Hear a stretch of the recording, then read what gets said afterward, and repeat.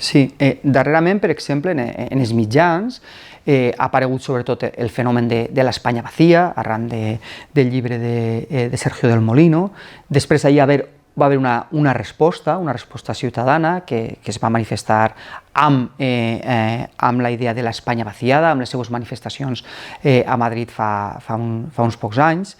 I diguem que aquí el que hi ha, efectivament, quan parlem de vacío, vaciado, sí que remet a un despoblament, però el que hem de tindre clar que aquest despoblament no és un fenomen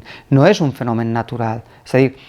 de forma natural, com deia molt bé un company meu, no és que nasquem en les muntanyes i per efecte de la gravetat acabem caent en la costa i en les ciutats, sinó que hi ha tota una sèrie de condicionants i desequilibris històrics, decisions polítiques que han anat, diguem, desequilibrant encara més aquests territoris.